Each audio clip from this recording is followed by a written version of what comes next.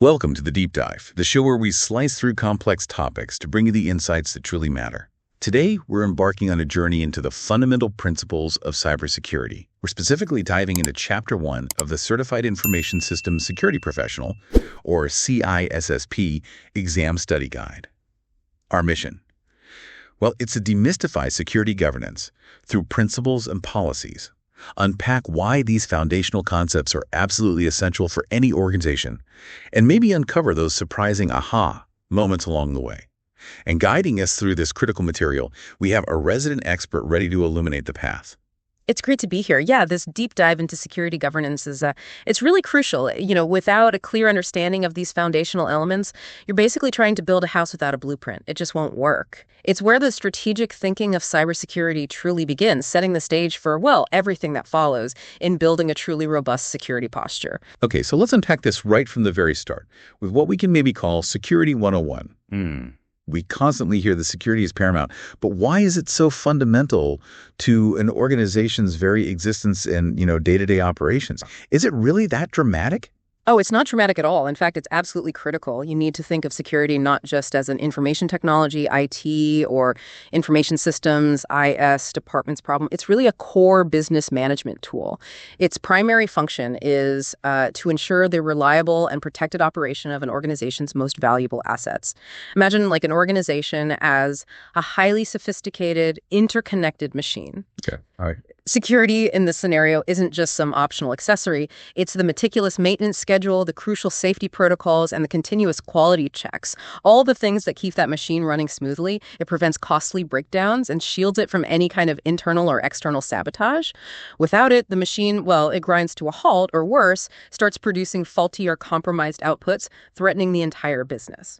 That analogy makes perfect sense. So It's definitely not a set it and forget it kind of deal then. You can't just install a firewall and consider your job done. Exactly. Not at all. Security is very much a journey, not a finish line. It's an ongoing, adaptive process, never something you really fully complete. Why? Well, because our technology constantly evolves, user behaviors change, and importantly, adversaries are tirelessly innovating. They're finding new vulnerabilities, developing new exploits all the time. You wouldn't plant a beautiful garden once and then just walk away, would you? No, of course not. Right. No, you have to continuously prune, weed, water, and protect it from pests as the environment shifts and new threats emerge. The defenses that might have been sufficient yesterday could easily be outdated tomorrow. New vulnerabilities will always be discovered. So it requires constant reassessment, adaptation, and a proactive response. So on this continuous journey, how do organizations effectively assess their current security posture? What are the key ways they figure out, where they stand and what needs fixing? Well, organizations use a few primary types of security evaluations to gain that understanding. First, and maybe most foundational, is risk assessment. This is a systematic process of identifying your valuable assets, what you need to protect, then recognizing the potential threats to those assets, and finally, understanding the vulnerabilities that could be exploited. By calculating the potential risk, you can prioritize and guide improvements in your existing security infrastructure. It's really the starting point for a strategic security program. Then, building on that, we have vulnerability assessment.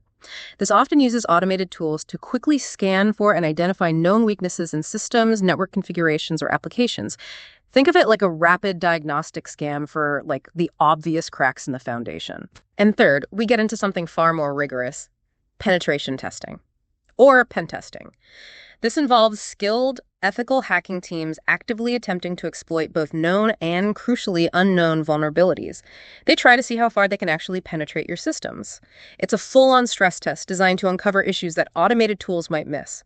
This gives organizations a critical advantage before a real adversary finds those same issues. That's a great spectrum of evaluation, from broad assessment to really deep dives. And beyond just preventing breaches, security also has a significant impact on an organization's bottom line and legal standing, right? Cost effectiveness and legal defensibility come into play here. Absolutely. It's a huge factor. Organizations operate with finite budgets, right? So security solutions must be cost-effective. This means selecting controls that provide the most robust protection for the most reasonable resource cost. It's about smart investment, not just spending for the sake of spending. But it goes beyond just money. It's also about legal defensibility. In the unfortunate event of an intrusion or a data breach, the laws of your jurisdiction will dictate the organization's accountability. Can you demonstrate that you've exercised due care in protecting your information? That's the key question. Right.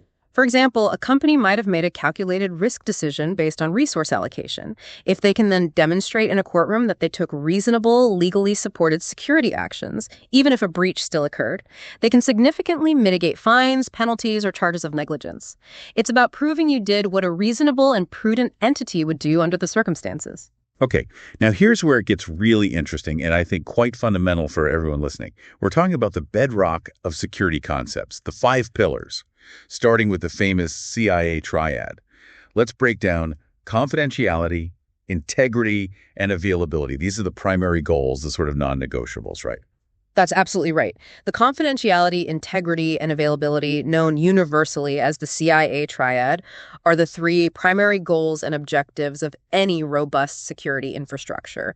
You can visualize it like a triangle. Imagine confidentiality sitting at the top point. Okay. And then integrity and availability forming the strong base corners. Every single security control you implement, every policy you write, every decision you make should really be evaluated based on how effectively it addresses one or more of these 3 fundamental tenets. If a security control doesn't contribute to protecting at least one of these, honestly, you have to seriously question its value to your organization. Okay, let's start at the top then with confidentiality. What exactly does that encapsulate in the world of information security? So, confidentiality is the first principle, and it's all about protecting data from unauthorized disclosure. Simple as that, basically. It's the measure of security used to ensure the secrecy of your data, objects, or resources.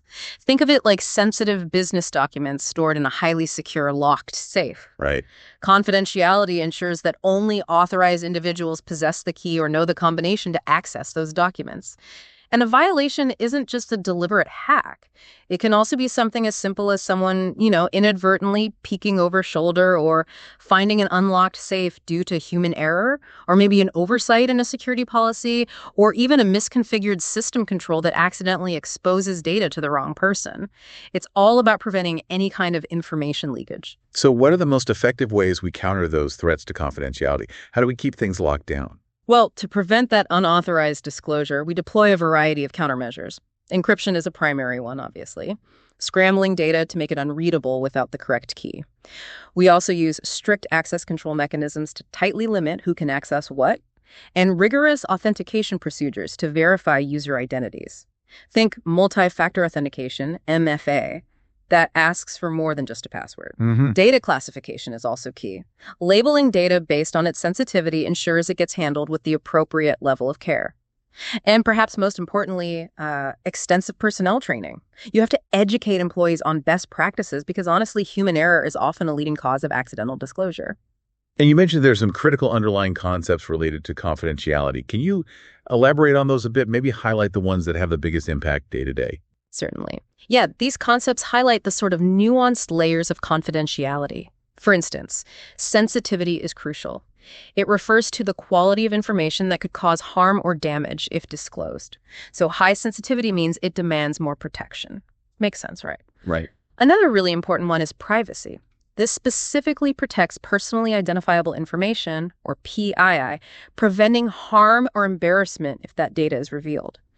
Now, this differs from simple secrecy, which is just keeping something secret from everyone, regardless of whether it's PII. Oh, okay. These differences matter because they dictate the level and type of controls you need.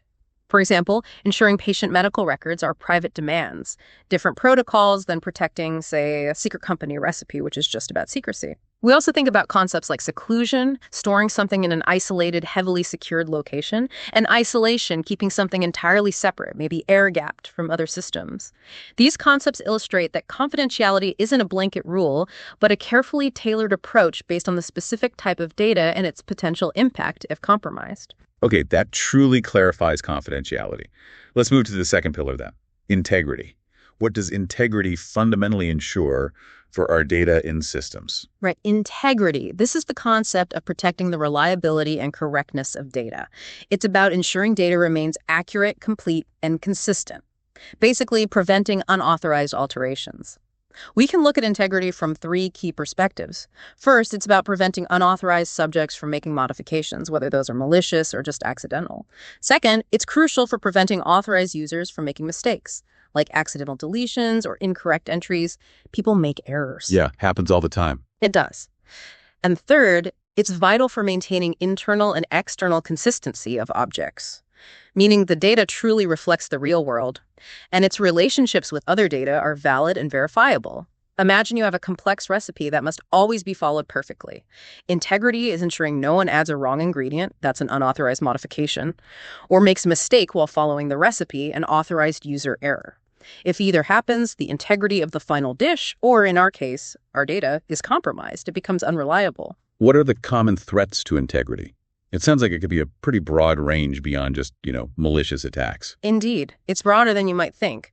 While malicious acts like viruses, logic bombs, unauthorized access, and intentional modification or replacement of data are obvious threats, integrity breaches also commonly arise from non-malicious sources. These can include things like coding errors in software, simple human error or oversight, or even a misconfigured security control that inadvertently leads to data corruption or alteration. So yeah, it's a much broader threat landscape than just the bad actors. And the key countermeasures for maintaining integrity. How do we protect against all that? To uphold integrity, organizations deploy various countermeasures. Again, strict access control and rigorous authentication ensure only authorized individuals can modify data in the first place. Intrusion detection systems, IDS, help spot suspicious activity that might indicate tampering. Hash verifications are absolutely critical. These create a unique digital fingerprint of data. If even one bit changes, the hash changes, instantly revealing a modification. Ah, okay. Like a checksum. Exactly like a checksum, but cryptographically strong. Public key infrastructure, PKI, is used for digital signatures, which provide both authentication and integrity by verifying the data's origin and ensuring it hasn't been altered. Interface restrictions and input function checks validate data at entry points, catching errors before they propagate through the system. And of course, comprehensive personnel training helps prevent those costly human errors we talked about. That brings us to the third pillar, availability. What's the core idea behind availability and why is it so vital? Availability. This one's pretty straightforward, but incredibly important. It's about granting timely and uninterrupted access to authorized subjects for objects and resources. Simply put, it means that when an authorized user needs access to a system or data, it must be there, ready, and fully usable. No delays, no downtime if possible. Think of it like the emergency exits in a building or the fire department being able to reach your building quickly. Right. Availability ensures those crucial paths and services are always clear and accessible when and where they're needed. If we're blocked, even temporarily, the system's availability is compromised, potentially leading to critical business disruptions. What could jeopardize that availability? What takes systems offline? Oh, a wide array of factors can threaten availability. These include common issues like simple device failure and software errors or bugs, but also environmental issues like extreme heat, loss of electricity, flooding, or widespread power outages. Stuff beyond your immediate control sometimes. Then there are malicious attacks like denial of service or DOS attacks, which deliberately overwhelm a system to make it unavailable. Other threats can be as straightforward as the physical destruction of an object, communication interruptions, or, once again, human error, oversight, or a misconfigured security control that inadvertently blocks legitimate access. So how do we ensure systems and data remain available even when faced with all those potential threats? Countermeasures for availability really focus on resilience, redundancy, and rapid recovery. We deploy redundancy for critical systems, things like redundant power supplies, network paths, or even entire servers, so that if one component fails, another seamlessly takes over. Regular and, crucially, tested backups are fundamental for data recovery. Can't stress tested enough. Right, backups are useless if you can't restore them. Precisely. Business continuity planning, BCP, provides a strategic roadmap for maintaining essential business functions during and after a disruption. Fault tolerance mechanisms are designed into systems to prevent single points of failure, ensuring continued operation even if a component malfunctions. We also rely on robust access controls and performance monitoring to detect issues quickly before they cause major outages. And we configure firewalls and routers strategically to prevent attacks like DOS. The key concepts related to availability are usability. It needs to be easy to use when it is available. Accessibility. ensuring authorized subjects can interact with it, and timeliness, meaning it's prompt and provides a low latency response. So what does this all mean for our listener? We've got confidentiality, integrity, and availability as our goals. What are the negative outcomes? What happens when security measures fail and these goals are violated? That's where the DIA triad comes into play. Disclosure, alteration, and destruction, DAD. This triad represents the direct opposite of CIA and the very real consequences of security failures. So disclosure is the direct violation of confidentiality. This occurs when sensitive or confidential material is accessed by unauthorized individuals or entities. Leakage. Alteration is the violation of integrity. This happens when data is maliciously or accidentally changed, corrupted, or modified without authorization, making it unreliable. Tampering. And destruction is the violation of availability. This is when a resource is damaged, deleted, or made inaccessible to authorized users, often through attacks like denial of service, but also physical destruction or corruption. It's also worth highlighting that a truly robust security posture isn't just about the CIA triad, fundamental as it is. We also need to ensure trust in who is doing what. That's where concepts like authenticity and non-repudiation come in. Authenticity is the security concept that data is genuine and originates from its alleged source. It's closely tied to integrity. If data has authenticity, you have high confidence, it's from whom it claims to be and hasn't been secretly changed. Think of a handwritten letter. It's authentic if you can verify the signature truly belongs to the sender. Okay, proof of origin. Exactly. And then there's non-repudiation. This is absolutely critical because it ensures that a subject cannot legitimately deny an action or an event occurred. It means someone can't falsely claim they didn't send a message, didn't perform an action, or didn't cause an event.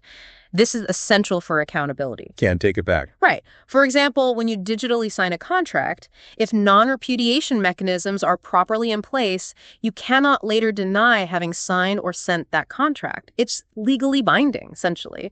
And it's made possible through a combination of mechanisms like identification, authentication, authorization, and robust auditing and accounting. Digital signatures are a key part here.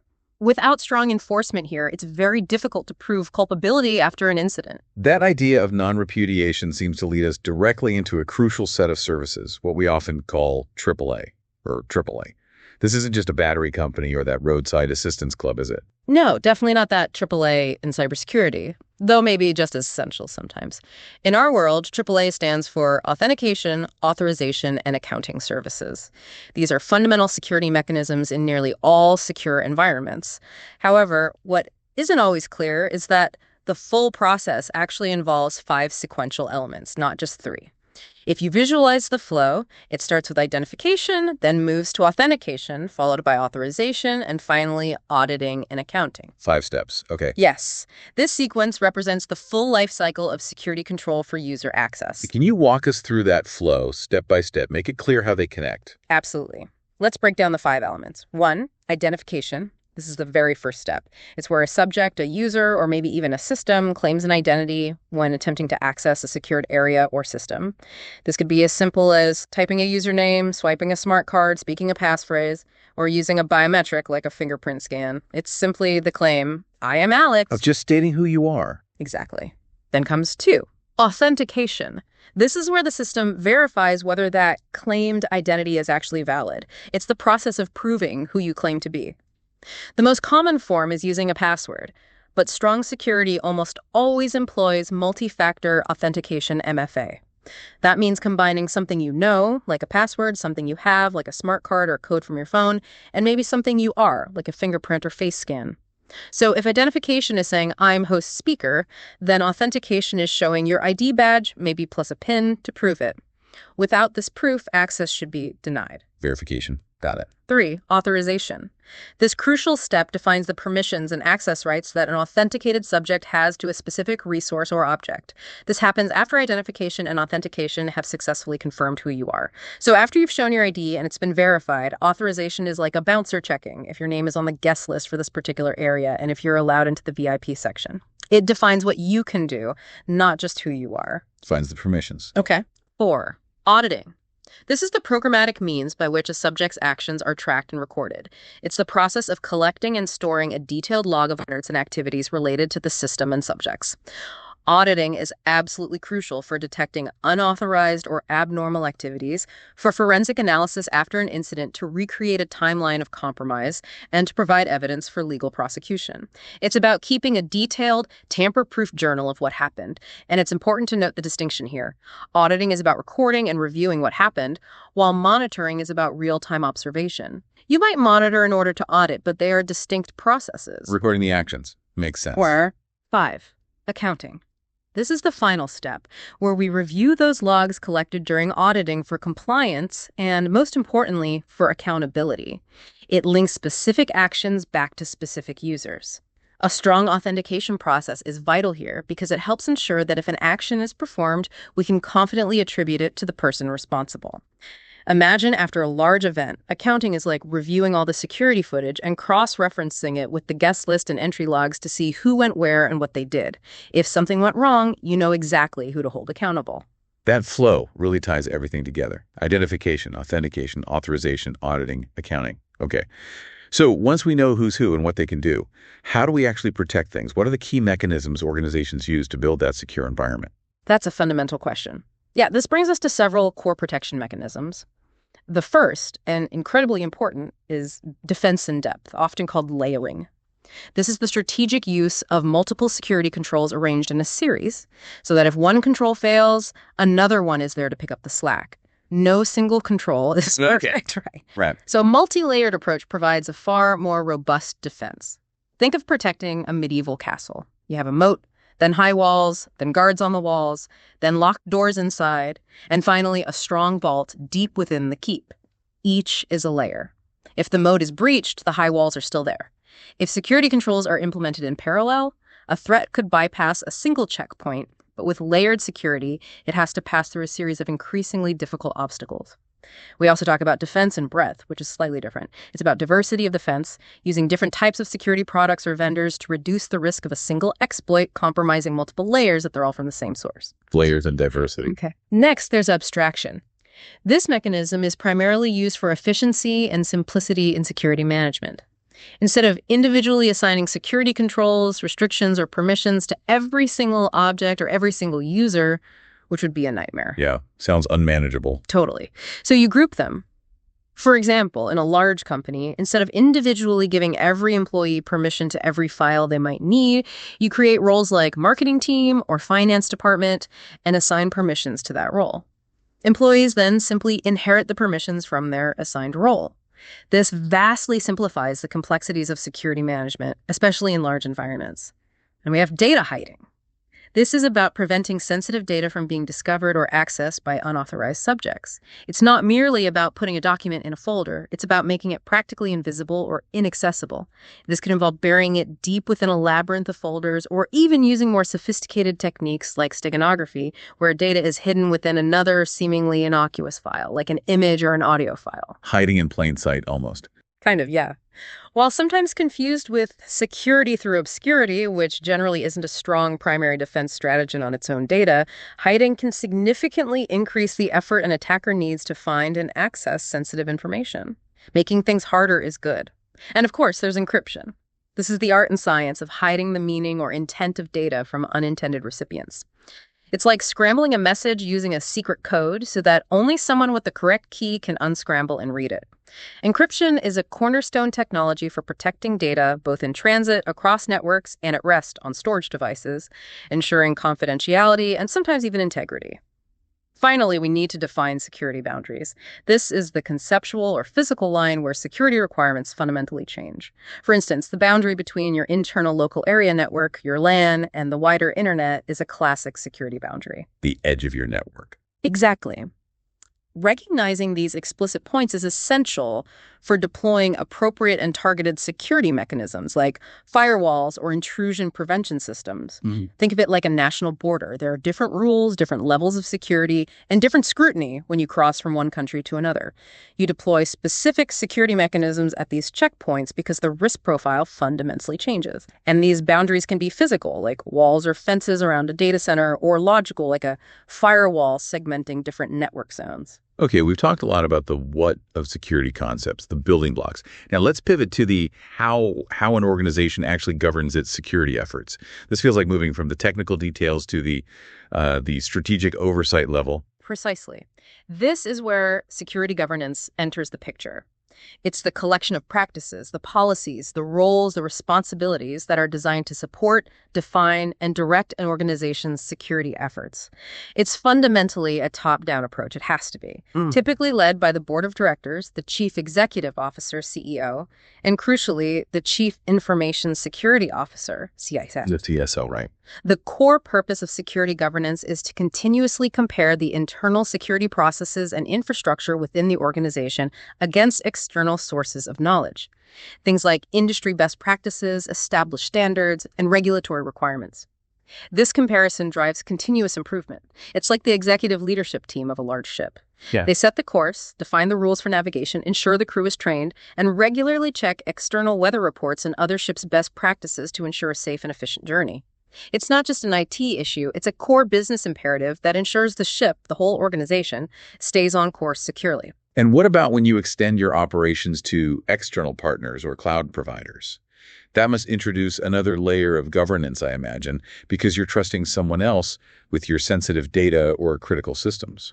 You've hit on a critical point there. That's third-party governance. It's the system of oversight for external entities, your vendors, partners, cloud providers, suppliers, which might be mandated by law, regulation, industry standards, or just good practice defined in your contracts. When an organization decides to outsource its data storage to a cloud provider, for example, it has a responsibility, often a legal one, to ensure that provider meets its own stringent security standards. You can't just outsource the risk. Exactly. You can outsource the function, but not the responsibility. So this involves a rigorous process. It typically includes on-site assessments, where you might actually visit the vendor's facility to interview personnel and observe their operations firsthand.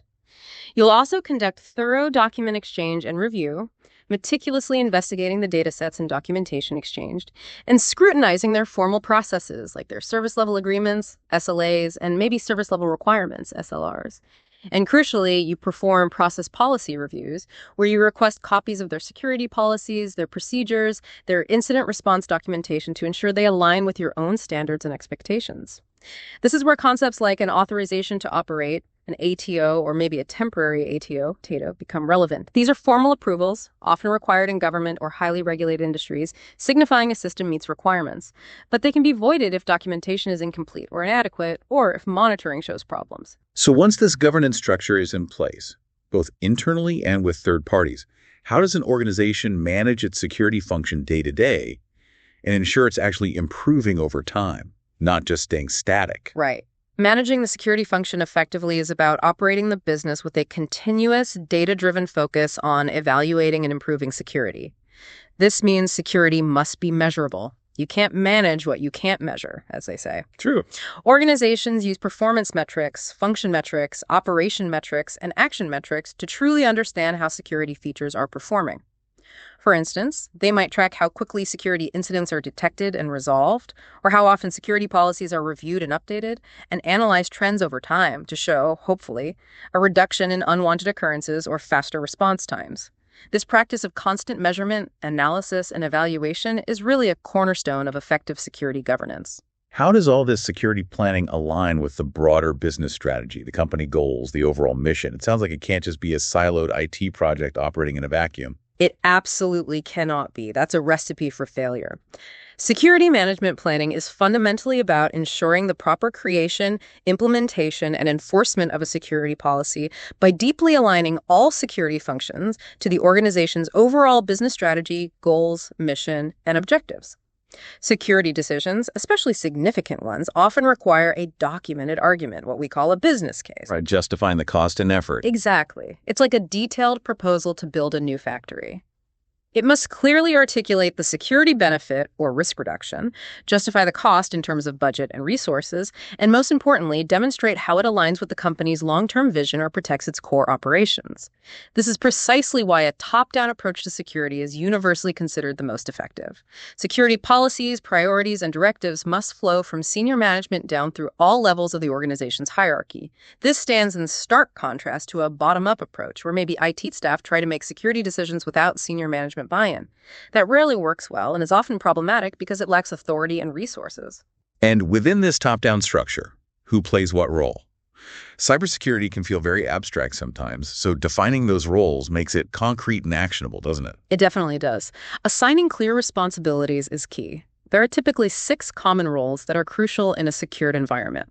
1, the senior manager. This is the organizational owner, often a C-level executive or director. They bear the ultimate responsibility.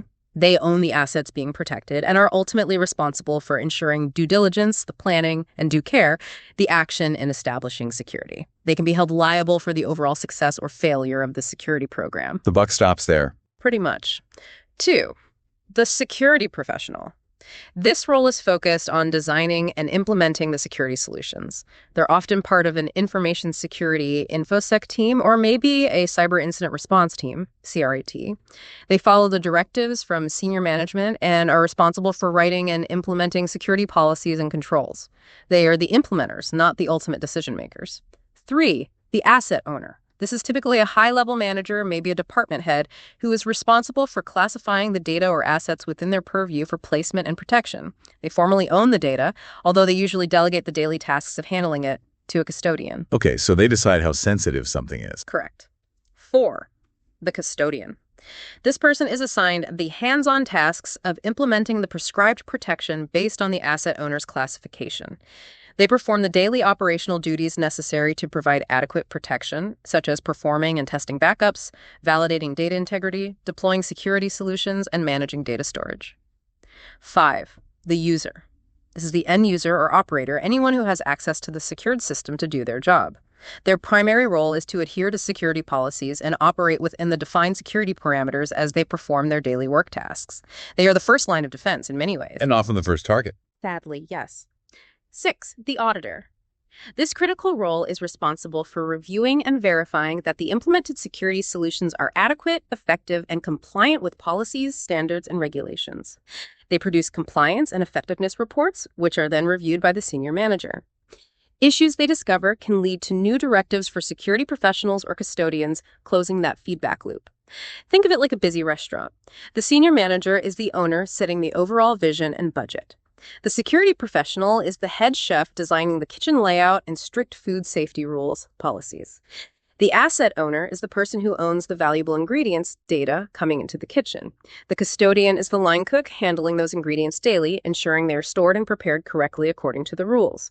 The user is the server taking orders and interacting with the system, kitchen. And the auditor is the health inspector, independently checking if all the food safety rules are meticulously followed and standards are met. That analogy truly paints a clear picture of how everyone fits together. Yeah. Okay, so with these roles and the top-down approach firmly established, how does all this security planning actually translate into practical timelines and concrete projects? How does strategy become action? Good question. Security management planning often involves 3 distinct types of plans, which operate on different timelines and levels of detail. You can kind of visualize them on a timeline, often overlapping. First, the strategic plan. This is your overarching long-term roadmap, typically covering 5 or more years.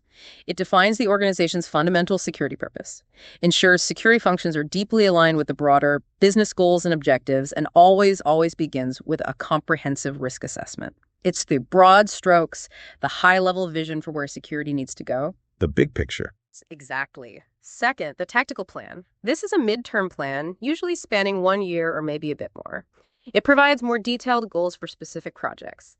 Things like major system acquisitions, new hiring initiatives for security staff, the annual budget allocation for security, and plans for significant system development or upgrades. These are the concrete steps and projects designed to achieve that long-term strategic vision. Third, the operational plan. This is short-term and highly detailed. These are your day-to-day, week-to-week action plans. They ensure compliance with the organization's security policy on the ground, manage specific resource allotments, schedule specific tasks like patching or vulnerability scanning, and outline highly detailed step-by-step implementation procedures like security awareness training plans or system deployment checklists. So imagine the strategic plan is deciding to build a magnificent skyscraper in 5 years.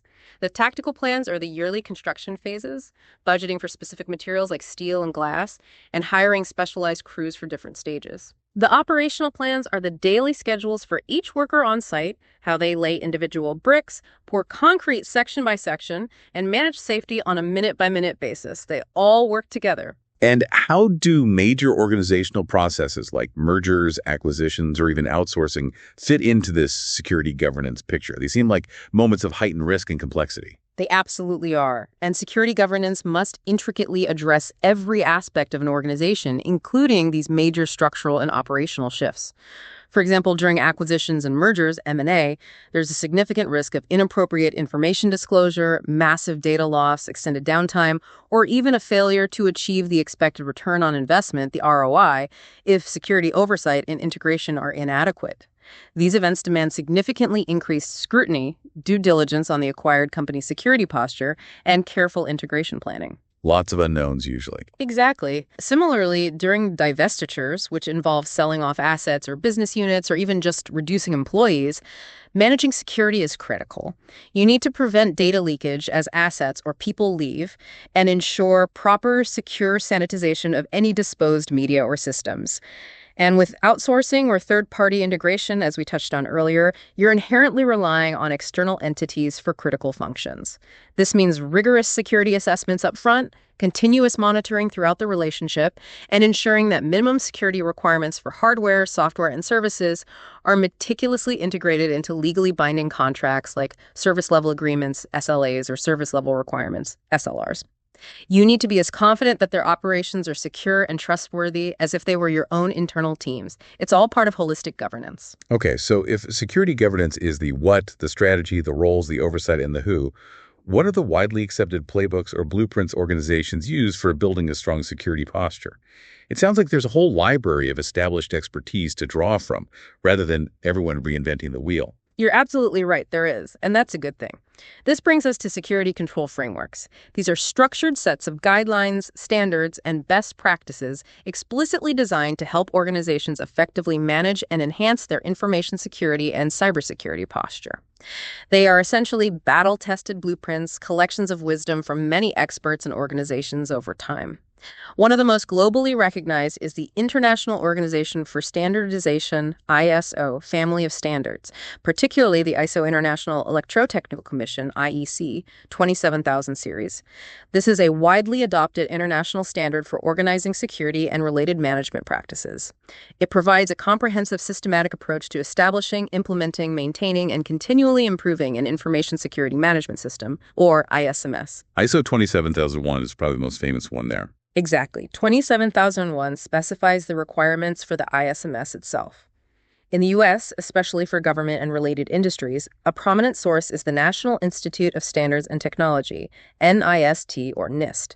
NIST is a federal agency that promotes standards, and its special publication, SP 853, provides a comprehensive catalog of security and privacy controls for federal information systems, but it's widely used in the private sector too.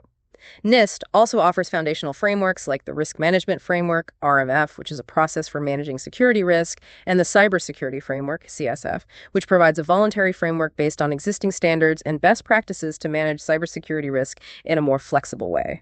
Very popular. Yeah, the CSF seems to be everywhere now. Then we have Control Objectives for Information and Related Technologies, COBIT or COBIT, developed by the Information Systems Audit and Control Association, ISACA, or ISACA. COBIT is an IT governance and management framework that helps bridge the gap between technical issues, business risks, and control requirements. It explicitly maps IT security ideals to broader business objectives. Its key principles include things like providing stakeholder value, adopting a holistic approach, maintaining a dynamic governance system, and importantly, keeping governance distinct from day-to-day management. We also use Sherwood Applied Business Security Architecture, SABSA, or SABSEV. This is a framework specifically for developing risk-driven enterprise security and information assurance architectures. It's very business-focused and uses a layered approach, ensuring security is integrated right from strategic business planning all the way down to operational controls. It asks questions like, what are we trying to protect? Why? How? Who? Where? And when? Now, for any entity dealing with credit card information, the Payment Card Industry Data Security Standard, PCI DSS, is absolutely mandatory. You cannot ignore this one. Right, that's a big one for retailers. Huge. It sets rigorous security standards for protecting sensitive credit and debit card information.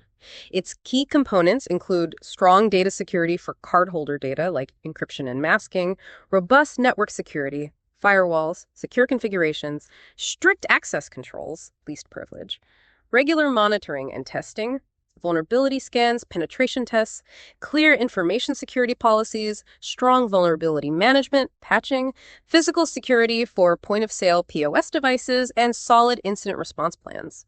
Any merchant accepting credit card payments must comply with PCI DSS to avoid hefty fines, potential loss of the ability to process cards, and significant reputational damage. For U.S. government agencies and the cloud service providers, the CSPs that serve them, there's the Federal Risk and Authorization Management Program, FedRAMP, FEDRAMP. This is a government-wide program that standardizes security assessments, authorization, and continuous monitoring for cloud products and services used by federal agencies. It streamlines the process. It emphasizes security standardization based heavily on NIST SP 853, uses a rigorous authorization process involving third-party assessment organizations, 3PAOs, requires continuous monitoring, and allows for the reuse of authorizations across agencies to save time and money. It also categorizes data into 3 impact levels: low, moderate, and high sensitivity, dictating the required controls. And lastly, the Information Technology Infrastructure Library, ITIL, or ITEL, initially crafted by the British government, is a set of recommended best practices for IT service management, ITSM. While not exclusively focused on security, it heavily emphasizes aligning IT services, including security operations, with broader business objectives to deliver optimal IT value within an established infrastructure. It covers things like incident management, change management, problem management, all relevant to security. There are also highly specialized frameworks like SWIFT, the Society for Worldwide Interbank Financial Telecommunication, which provides a secure network and standards for financial institutions globally. The sheer number of these frameworks might seem daunting, but the key insight here is that while the specifics differ based on industry or regulation, they all converge on one universal truth. Effective security isn't chaos. It's about a structured, repeatable, and measurable approach to risk management. They are essentially different flavors of the same core blueprint for building secure systems and processes.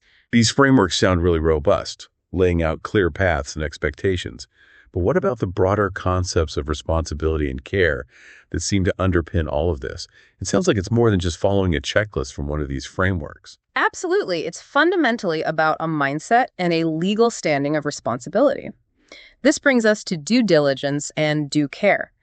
These are frequently confused, but they are fundamentally distinct concepts, and both are crucial for any organization, especially for senior management. Due diligence is about practicing the necessary activities to maintain security before an incident happens. It's the homework. It's establishing a comprehensive security plan, defining clear policies, outlining robust processes, conducting thorough risk assessments, background checks, and generally doing the necessary research and planning to protect the interests of an organization. It's knowing what should be done and meticulously planning for it. Think of it like meticulously planning that road trip we mentioned. You research the route, check the car's maintenance records, check the weather, pack all the essentials like a first aid kit.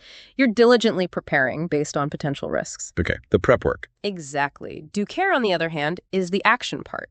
It's about doing the right action at the right time to implement and maintain that security.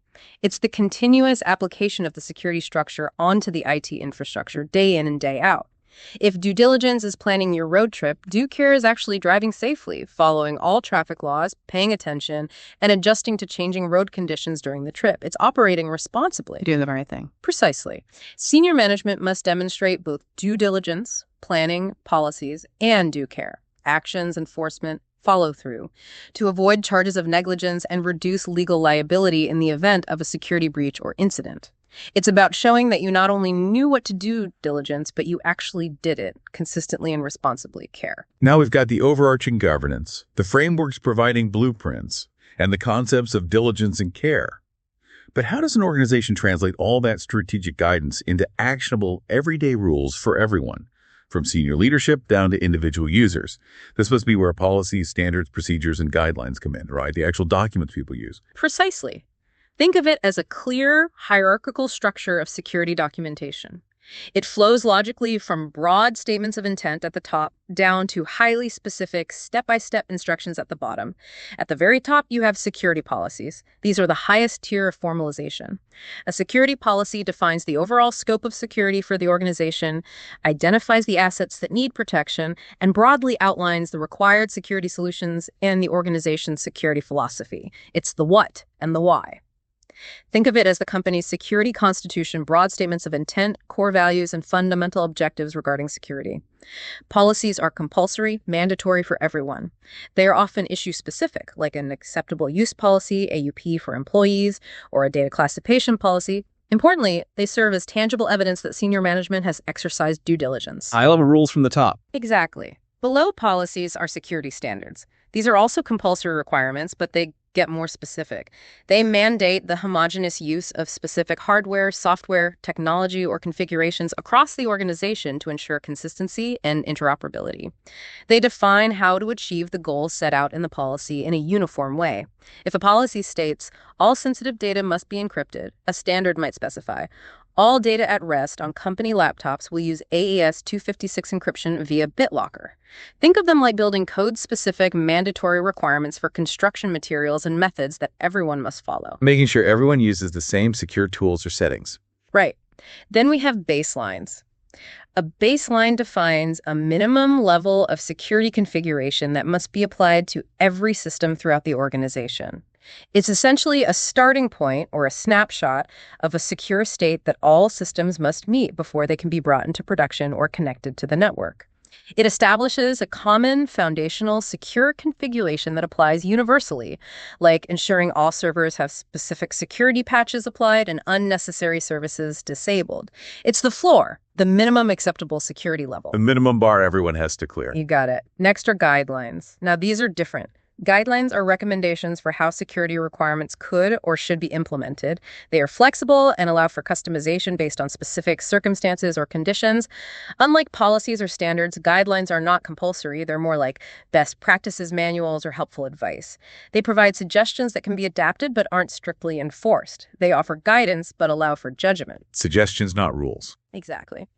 And finally, at the most detailed and granular level are security procedures, often called standard operating procedures or SOPs. These are the exact step-by-step how-to documents for implementing specific security mechanisms, controls, or tasks. If a policy is the vision, protect data, and a standard defines the mandatory technology, use AES 256, then a procedure is the precise recipe. Exact steps, commands, settings, and timings required to achieve a consistent and repeatable result, like steps to encrypt a hard drive using BitLocker. Procedures are clear for all users who need to perform the task, and importantly, are much easier to update and redistribute when changes occur compared to trying to revise a broad, monolithic policy document. Good security documentation, organized in this layered format from policy down to procedure, truly underpins and supports real-world security implementation and consistency. All right, this is making a lot of sense. We've built our secure foundation with governance, defined the roles, got the frameworks, and documented everything with policies down to procedures. But security isn't static. It's an ongoing battle, as you said. To truly stay ahead, we need to actively think like an attacker, anticipate their moves. So let's talk about threat modeling. What is it, and why is it so important in practice? Threat modeling. Yes, this is crucial. It's a systematic security process where potential threats are proactively identified, categorized, analyzed, and prioritized. It's fundamentally about anticipating the adversary before they strike. This process can be undertaken during the early design and development phases of a system or application, which is ideal, or it can be a reactive measure applied once a product is already deployed to find existing weaknesses. Think of it like architects and engineers designing a new bank vault. They don't just build strong walls, they intentionally try to figure out all the ways someone could possibly break in drilling, explosives, tunneling, exploiting the locks before it's even built. Trying to break their own design. Exactly. Or, after it's constructed, hiring ethical hackers, pen testers, to find weaknesses they missed. It's a continuous, iterative process, not a one-time event. Microsoft's Security Development Lifecycle, the SDL, is a great example of embedding threat modeling throughout the entire software development process. So it's about being proactive, but also sometimes reacting when necessary. Are there different ways to approach this whole threat management concept? Absolutely. We generally see a few different approaches to threat management in practice. A defensive approach takes place early during the design and specification phases. This is generally more cost-effective because you're designing security in from the start, addressing potential issues before they become deeply embedded and expensive to fix later. A reactive approach, on the other hand, deals with unforeseen issues after deployment. This is often more costly and disruptive, but sometimes necessary when new threats emerge or vulnerabilities are discovered post-release. Within that reactive space, we have threat hunting. This is actively and iteratively searching through networks and data sets to detect and isolate advanced threats that might have evaded existing security defenses. You're looking for existing evidence of a compromise, what we call indicators of compromise, or IOCs. Looking for ghosts in the machine. Kind of, yeah. Looking for subtle signs that shouldn't be there. Then there's the more adversarial approach.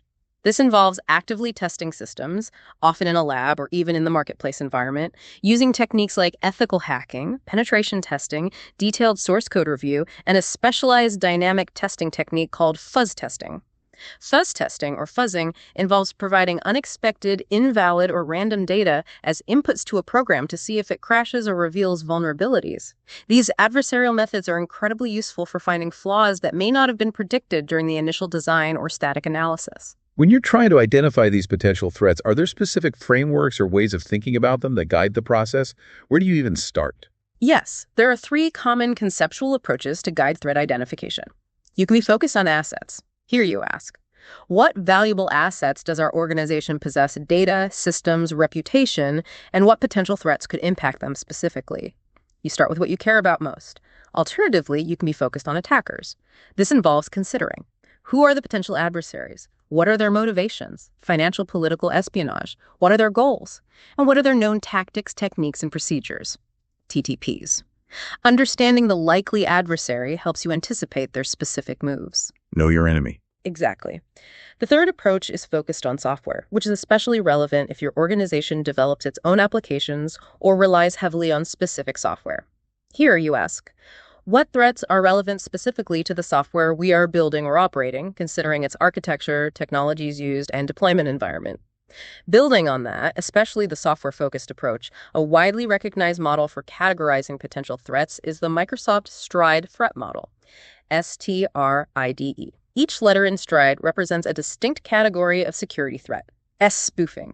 This involves an attacker gaining access to a target system or impersonating a user or process by using a falsified identity, pretending to be someone or something they're not. Like forging an ID badge. Yeah, precisely. Tampering. This refers to unauthorized changes or manipulation of data, whether the data is in transit across a network or at rest in storage. Violating integrity. Repudiation.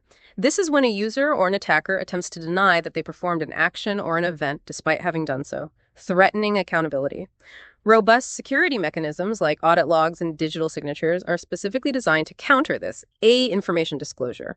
This is the unauthorized revelation of private, confidential, or control information to entities that should not have access to it. A breach of confidentiality. Denial of service. This is an attack that aims to prevent authorized users from accessing a resource, often by overwhelming it with traffic, consuming all its resources, or exploiting a vulnerability to crash a system, effectively making it unavailable. Elevation of privilege. This is a particularly severe threat where a limited user account or process somehow gains capabilities or permissions beyond those initially assigned, allowing the attacker to perform actions or access resources they shouldn't legitimately be able to, like a standard user becoming an administrator. That sounds really bad. It is. Elevation of privilege is often a key step in major breaches. STRIDE provides a great checklist to make sure you're considering these common threat types against your system. That's a really comprehensive framework for thinking about different kinds of attacks.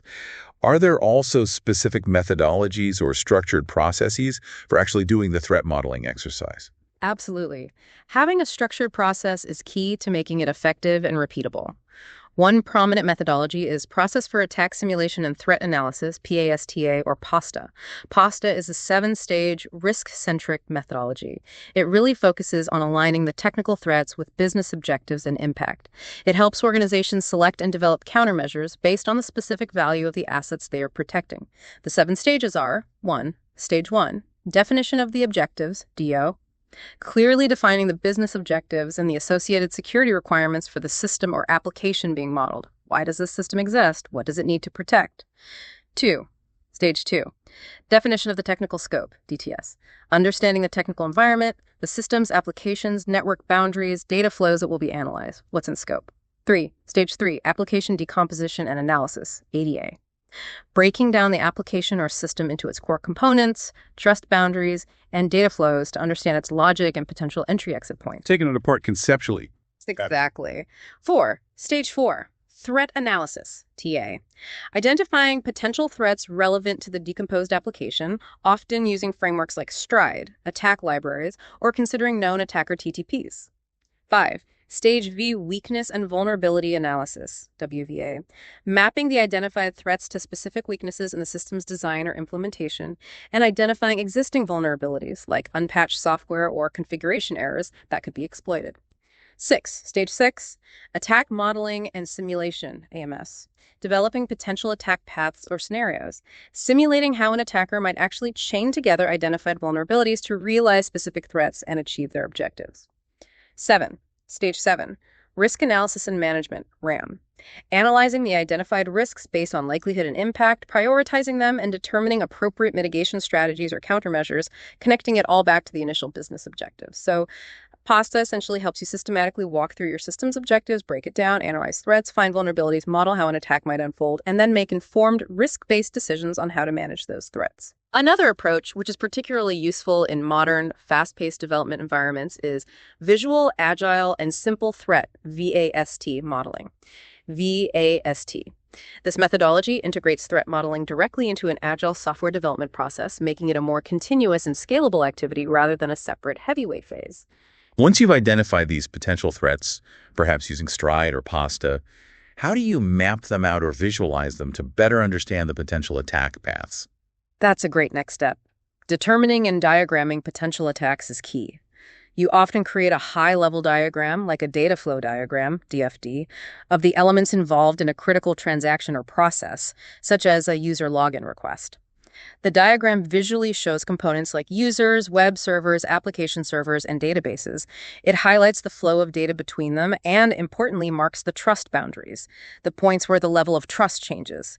For example, moving from the untrusted internet to a secured internal network. So you can see where data crosses from less trusted to more trusted zones. Exactly. For instance, in a login process, you'd map how a request moves through different layers from the user's browser across the internet, through a firewall, to a web server, then perhaps to an authentication server, and finally, maybe querying a user database. This visual mapping isn't about detailed coding logic at this stage, but rather helps reveal potential attack points, like places where input isn't validated, or where data crosses a boundary unencrypted and potential logical weaknesses in the flow. Once you have that map, you then consider all forms of attacks against each component and data flow, logical attacks, technical exploits, physical access threats, and even social engineering attempts against users or administrators involved in the process. And after mapping the flows and potential attack points, how do you truly understand the system's underlying vulnerabilities in more detail? That's where performing reduction analysis, sometimes called decomposition, comes in. This is about systematically breaking down or decomposing the application or system into its essential components to gain a much deeper understanding of its logic, its internal workings, its dependencies, and its external interactions.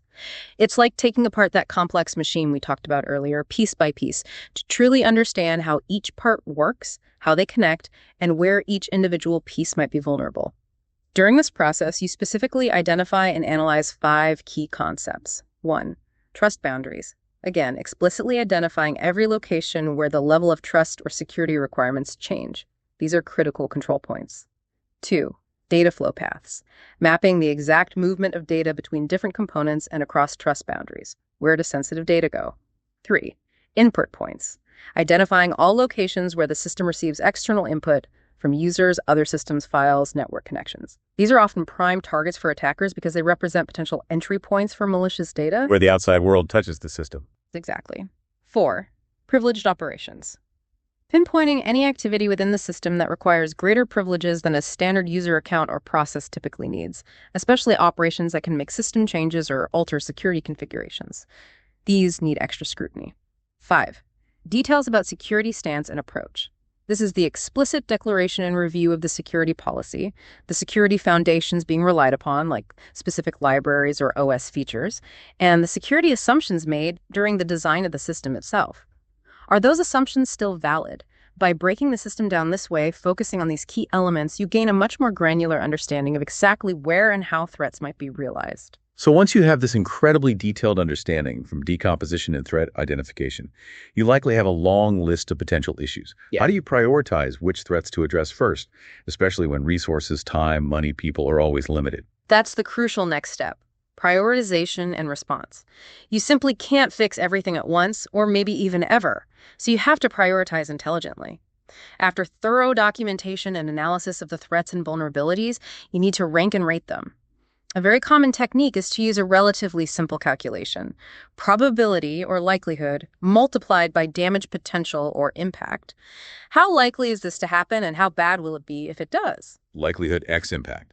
Classic risk calculation. It is, and you can often visualize this using a risk matrix or a risk heat map. This typically plots probability on one axis, maybe rated high, medium, low, and damage potential on the other, also low, medium, high.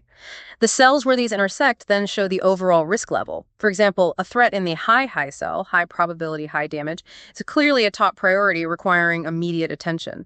A threat in the low cell, low probability, low damage, might be accepted or addressed much later, if at all. Helps focus resources on the biggest risks. Exactly. Another popular system for rating threats, especially used in software development contexts like Microsoft's SDL, is the DREAD rating system. DREAD.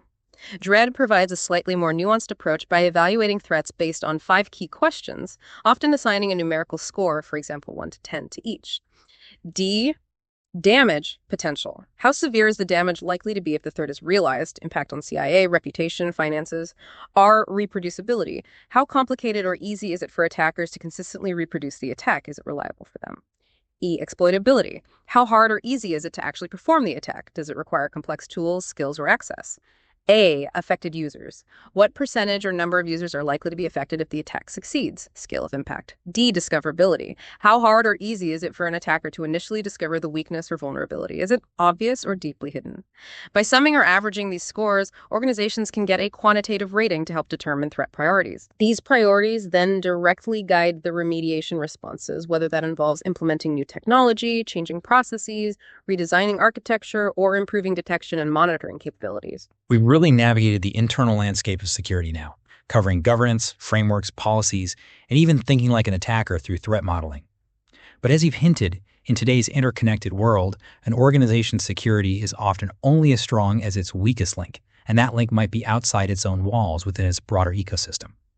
So let's now dive into supply chain risk management, or SCRM. You've hit on an absolutely critical point for modern security. Yes, supply chain risk management, SCRM. SCRM is essentially a risk-based management concept designed to ensure that all the vendors, partners, suppliers, and various links in your extended supply chain are reliable, trustworthy, and reputable from a security perspective. In essence, it involves organizations clearly communicating their security practices and requirements to their business partners, and then rigorously assessing and monitoring them to ensure compliance. The reality today is that most modern systems, whether hardware or software, aren't built entirely by a single entity in-house anymore. They rely on a complex global web of vendors, suppliers, and cloud services for everything from tiny hardware components like CPUs, memory chips, and network interface cards, to vast open-source software libraries, commercial off-the-shelf software, COTS, and complete outsourced systems or platforms. It's a web of dependencies. A huge web. Think about building a highly complex, custom-engineered car.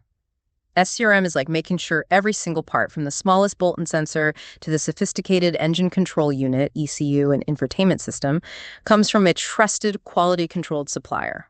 And, crucially, that the parts themselves haven't been tampered with or had malicious components inserted at any point along the way, from the component factory through distributors to your final assembly line. What are the biggest, maybe most insidious risks associated with acquiring products and services from these numerous third parties in a complex supply chain? It sounds like the attack surface expands enormously. It does. The risks are indeed significant and can be quite subtle, making them hard to detect. They include things like product tampering, where hardware or software is secretly altered during manufacturing, shipping, or even maintenance. We've seen examples of malicious chips being added to server motherboards. There's also the growing risk of counterfeits, fake products that look genuine but may contain hidden malicious code, perform poorly, or fail unexpectedly. Or they might just lack the expected security features. And then there are deliberate implants, which are hidden hardware chips or software backdoors maliciously embedded into components that are otherwise legitimate, designed to provide secret access later. Scary stuff. Yeah, it is. Beyond these direct malicious attacks, external factors concerning your suppliers can also pose risks. Things like a supplier company's financial stability if they go bankrupt. Can you still get support or updates? Or unexpected resource availability issues, like the chip shortages we've seen, can directly impact the security and timely delivery of critical components you rely on. And crucially, data or software obtained from a supposedly trusted source, like a software update or a threat intelligence feed, could potentially be poisoned or modified by an adversary before it even reaches your organization. This could lead to a compromise originating from a source you thought you could trust. So given these complex and often hidden risks, how do organizations effectively mitigate them within their supply chain? What are the practical steps and technologies involved in SCRM? Mitigation requires a multi-pronged strategy, combining process, contracts, and technology. First, continuous third-party assessment and monitoring are essential. This isn't a one-time check during procurement. It means regularly auditing and verifying your suppliers against your established security standards throughout the relationship. Secondly, you must proactively establish and enforce clear minimum security requirements for any entity in your critical supply chain. These requirements need to be specific, measurable, and formally codified in contracts, perhaps via service-level agreements, SLAs, or dedicated service-level requirements, SLRs, that detail expected security performance, reporting, and compliance obligations. Legal teeth are important. Setting the bar for suppliers. Exactly. Beyond these contractual and process controls, there are also powerful technological mitigations emerging to address hardware and software integrity in the supply chain. A key one, especially for hardware, is the Silicon Root of Trust, ROT. ROT.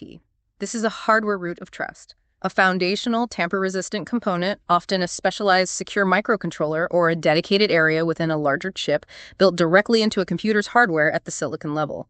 It provides an unalterable, secure starting point for establishing trust and security in the entire system. It's the anchor. Built into the chip itself. Right. Its key characteristics include inherent tamper resistance. It's very difficult to physically modify or bypass. Secure boot capabilities. It verifies the digital signatures of the firmware, bootloader, and operating system kernel before they are allowed to load, ensuring they are legitimate and haven't been tampered with. Built-in cryptographic operations, allowing it to securely generate keys, perform digital signatures, encryption, and secure communications independently from the main CPU. And often remote attestation, a feature that allows a remote entity, like a management server, to cryptographically verify the trustworthiness and boot state of a system, crucial for ensuring integrity in cloud computing and Internet of Things, or IoT devices. Think of a Silicon ROT like a physically unalterable, unique digital ID card and a secure notary built into the very core of a device from the factory. It ensures the device always boots up from a trusted, verifiable state and that its fundamental security operations are anchored in hardware.